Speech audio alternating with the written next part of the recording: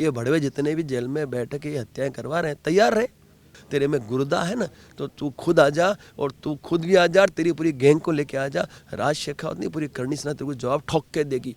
अरे गर्दन मोड़ देंगे तेरी, तो आके तो हम निकाल लेंगे, फिर एक एक आदमी को चुन चुन के जवाब दिया जाएगा। न रहेगा बांस न बजेगी बांसुरी। अब ऐसा ना हो कि ये आक्रोश केंद्र तक पहुंच जाए। इसलिए लोकसभा चुनाव से पहले हमें न्याय चाहिए, एनकाउंटर भी उससे पहले चाहिए, और फास्ट ट्रैक कोर्ट में चलाना जैसे चलाना आप चलाओ, लेकिन ये जितने भी हत्यारे हैं और इसमें इन्वॉल्व जितने भी लोग हैं उनके एनकाउंटर हमें लोकसभा से पहले चाहिए, या उनको फांसी पे चढ़ाने का ऑर्डर हमें चाहिए। अन्यथा इस बार लोकसभा में नुकसान भुगतना पड़ सकता है इस राष्ट्रवादी पार्टी को। Still struggling to achieve desired band in IELTS or PTE? Join Sirsa's Best Institute, Magnus, a language school, and experience the difference. Ample amenities like finest infrastructure, experienced faculty to clear your doubts, flexible timings for students or employees, desired band assured within time as well as weekly mock tests. What are you waiting for? Book demo class today. Magnus Immigration and a Language School, first floor, Lal Koti Wali Gali near Domino's, Sirsa. Call now 700-967-0313. नमस्कार, मैं हूं प्रमोद और आप देखना शुरू कर चुके हैं thesadkanaama.com। इस वक्त मैं मौजूद हूं राजस्थान के गोगामेडी में, और जैसा कि आप सब लोग जानते हैं कि 5 दिसंबर को राष्ट्रीय राजपूत करनी सेना के अध्यक्ष सुखदेव सिंह हैं गोगामेडी, उनका मर्डर हो गया था। और इस पूरे मामले को लेकर के, क्योंकि पूरे देश ही नहीं दुनिया भर के लोगों की नज़र इस पूरे प्रकरण पर रही, और आज चूंकि श्रद्धांजलि समारोह है वो आयोजित किया जा रहा है उनके निवास स्थान गोगामेडी में। हमारे साथ इस वक्त क्षेत्रीय करनी सेना के राष्ट्रीय अध्यक्ष हैं राज सिंह शेखावत, और ये भी सोशल मीडिया पे क्योंकि काफ़ी जो है इनकी वीडियो वायरल हो रहे हैं, और इस पूरे मामले को लेकर के जो गैंगस्टर हैं जो इस पूरे घटनाक्रम में जो शामिल है, जिनकी भूमिका थी, उनको लेकर के भी जो है कई बेबाक है वो इंटरव्यू उनके वायरल हो रहे हैं। सर, क्या कुछ कहना चाहेंगे? जिस तरह से आपने कहा था कि जो है ये मर्डर हुआ, उसके बाद इनकाउंटर है वो गैंगस्टर का होना चाहिए, जो लोग पकड़े गए या जो जिन लोगों के इनमें नाम शामिल हैं, सरकार की जांच है वो कहाँ तक पहुँची, कहाँ तक आप लोगों को उन्होंने संतुष्ट किया? ऐसा कुछ भेड़ियों ने मिलकर एक शेर का शिकार कर लिया, धोखे से, विश्वासघात करके, और वो भेड़िए अपने आप को सुरक्षित ना समझे। या तो संविधान उनको जवाब दे, संविधान से छूट गए तो हम जवाब देंगे। 5 दिसंबर को विश्वासघात करके हत्या कर दी गई, और आक्रोश आप लोगों ने देखा, पूरे भारतवर्ष में आक्रोश है, और एक ही मांग है, एनकाउंटर चाहिए। शस्त्र का जवाब शस्त्र से देना है, संविधान से नहीं देना है हमें। तो जब ये मांग पूरे भारतवर्ष की है तो सरकार और प्रशासन को इस मांग पे कार्य करना पड़ेगा। मैं समझता हूँ, मैं भी फौजी आदमी हूँ, गिरफ्तारियाँ भी आवश्यक थी, गिरफ्तारियों के पश्चात इन्वेस्टिगेशन में हमें जड़ तक जाना भी आवश्यक था, उस अंतिम व्यक्ति तक जाना आवश्यक था जो इस षड्यंत्र में शामिल है। तो ये जो जितनी भी कार्रवाई हो रही है वो कार्रवाई स्वीकार्य है, बहुत सही कार्रवाई है, लेकिन इसका अंजाम हमें एनकाउंटर चाहिए।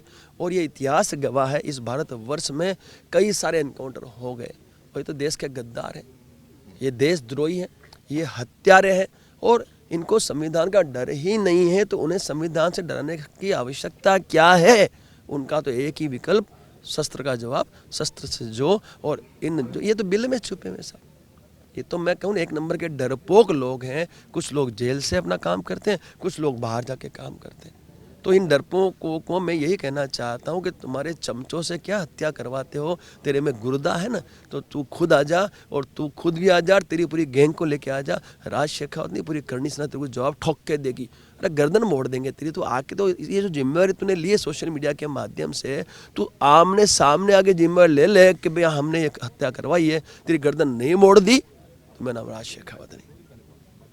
क्या इस पूरे प्रकरण को लेकर के सर, क्या, हालांकि ये पूरा एक तरह से ये कहूँ हाई प्रोफाइल ये पूरा मामला था, और इसमें मीडिया ट्रायल भी खूब हुआ, अब जो चीज़ें सामने आ रही हैं, जिन बड़े गैंगस्टरों के नाम सामने आ रहे हैं, जिस तरह से रोहित गुदारा ने पूरी जिम्मेदारी ली, बाद में संपत नेहरा की जो बात आई, और लॉरेंस बिश्नोई की जो बात आई। अरे साहब ये भड़वे हैं, डरपोक हैं, इनकी औकात नहीं है ये बाहर आके और हत्याओं को अंजाम देते हैं। ये तो क्या है साहब, जेल में बैठे बैठे अपनी रोटियां सेक रहे हैं। मैं आपके माध्यम से खुलेआम तो कह रहा हूँ साहब, ये भड़वे जितने भी जेल में बैठ के ये हत्याएं करवा रहे हैं, तैयार रहे।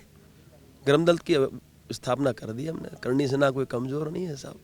आपने हमारे अनमोल रत्न करणी सेना के मुखिया की हत्या की है, करवाइए तो साहब जवाब तगड़ा मिलेगा, जेल में भी मिलेगा, विदेश में भी मिलेगा, जो चाहे वहीं जवाब दे दिया जाएगा। हम इंतजार कर रहे हैं संविधान का, संविधान अपना कार्य कर रहा है, इन्वेस्टिगेशन चल रहा है, अंतिम व्यक्ति तक की लिस्ट निकलवा रहे हैं हम, प्रशासन हमें दे देगा, आ जाएगी तो पेपर में आएगी, हम निकाल लेंगे, फिर एक एक आदमी को चुन चुन के जवाब दिया जाएगा। न रहेगा बांस न बजेगी बांसुरी, कुछ मिलेगा इस धरती पे तो हमारे पे कार्रवाई होगी ना, कुछ मिलने नहीं देंगे हम तो कार्रवाई होगी कहाँ से।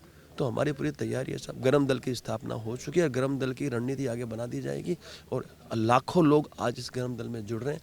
तो वो इसलिए जुड़ रहे हैं क्योंकि वो इस देश के लोगों को भय मुक्त करना चाहते हैं। हम चाहते हैं ये प्रशासन और सरकार इसको भय मुक्त करे। यदि वो असफल रहेंगे तो मैं आपसे वादा करता हूँ, क्योंकि हम क्षत्रिय गौपालक प्रतिपालक, हमारा छात्र धर्म है इस देश की जनता की रक्षा करनी। और जो भय का माहौल इन्होंने पैदा किया है, क्योंकि हत्याएं कई की इन लोगों ने, हाई प्रोफाइल हत्याएं इन्होंने की है, धमकियां भी दी लोगों को।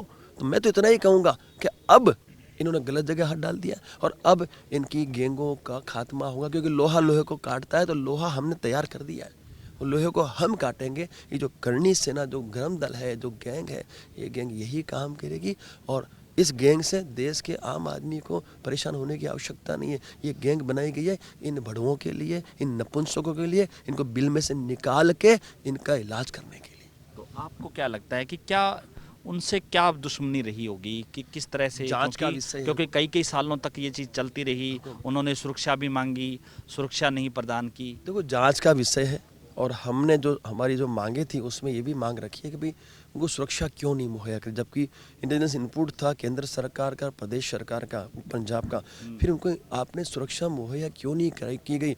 तो उसकी भी प्रॉपर वे पे इन्वेस्टिगेशन हो और उसमें जो भी गुनहगार पाया जाए उसे भी संवैधानिक कड़ी से कड़ी सजा देने का कार्य आप करें, ये भी मांग है। लेकिन कई सारी मांगों को लेके हम मैदान में उतरे थे, संघर्ष समिति हमारी उतरी थी और उन सभी मांगों पे सहमति हुई थी।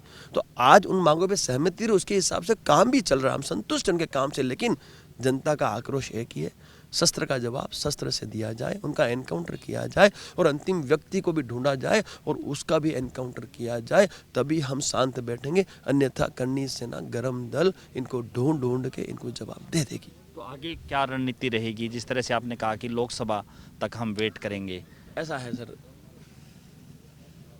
जो भी राजनीतिक पार्टियां हैं वोट की भाषा समझती है।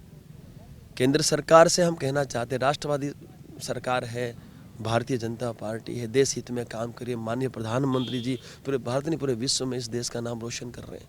हम नहीं चाहते कि इस देश के क्षत्रियों के, युवाओं के, माताओं के, बहनों के, बुजुर्गों के आक्रोश का भोग वो बने। एक समय था जब आनंदपाल की हत्या हुई थी, तब राजस्थान में भाजपा को हार का मुंह देखना पड़ा था, आपने देखा होगा।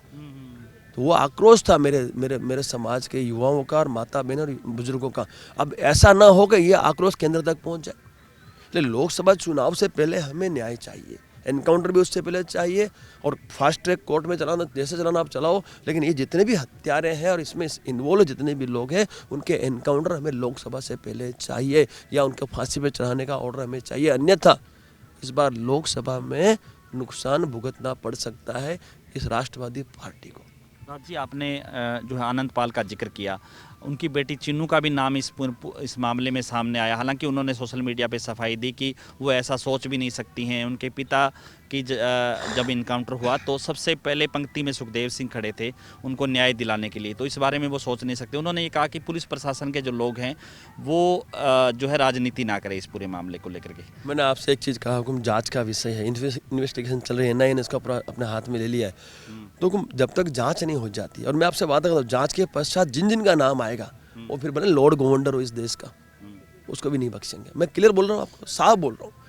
इस हत्या में जितने भी इन्वॉल्व हैं उनको संविधान सजा देगा तो दी बेस्ट है, और वहाँ से बच के निकल गए तो करणी सेना, गरम दल उनको सजा देगा।